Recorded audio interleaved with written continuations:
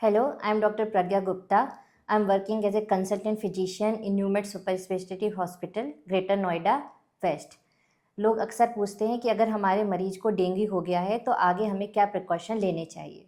Dengue एक ऐसी बीमारी है जिसमें अगर आप प्रॉपर प्रिकॉशन लेंगे तो आप मरीज को आगे कॉम्प्लिकेशन से बचा सकते हैं, क्योंकि डेंगू का जो इलाज है वो कोई डायरेक्ट एंटीवायरल इलाज इसका नहीं होता है। इसके लिए आप सिम्टोमेटिक ट्रीटमेंट ही करते हैं। जैसे और अगर आपने प्रॉपर तरीके से केयर ली है तो पेशेंट को आगे कॉम्प्लिकेशन से भी बचा सकते हैं। क्या क्या हमको इसमें प्रिकॉशन लेना है? सबसे पहला जो सबसे ज़्यादा ज़रूरी चीज़ है, प्रॉपर हाइड्रेशन मेंटेन करना।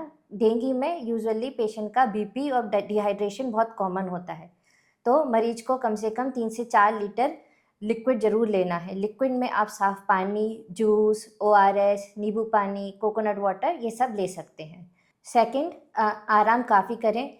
जो बॉडी में मसल पेन और वीकनेस जो डेंगू में बहुत कॉमनली मिलता है, आराम करने से पेशेंट को बहुत ज़्यादा मदद मिलेगी इससे। थर्ड, हल्का और न्यूट्रिशियस फूड।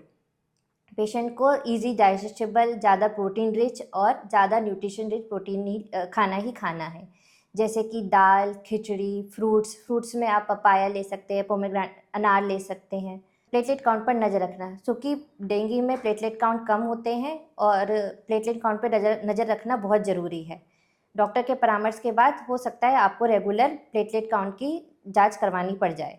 और अगर प्लेटलेट आपके ज़्यादा कम होते हैं या तो फिर आपका कहीं से खून आता है, जैसे कि नाक से, मुंह से या फिर लैट्रिन के रास्ते या पेशाब के रास्ते, तो हो सकता है आपको भर्ती करने की भी ज़रूरत पड़ जाए। फिफ्थ पॉइंट, आपको क्या नहीं करना है।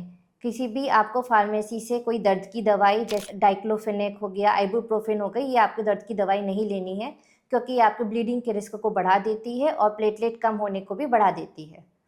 डेंजर साइन पर ध्यान रखना है, जैसे पेशेंट को ज़्यादा पेट में दर्द, पेशेंट खा पी नहीं पा रहा है, उल्टियाँ ज़्यादा हो रही हैं, या पेशेंट को सांस लेने में तकलीफ़ हो रही है, कहीं से पेशेंट का खून आ रहा है, जैसे लैट्रिन के रास्ते, पेशाब के रास्ते या फिर नाक के रास्ते, तो आपको हॉस्पिटल में भर्ती करने की ज़रूरत पड़ सकती है।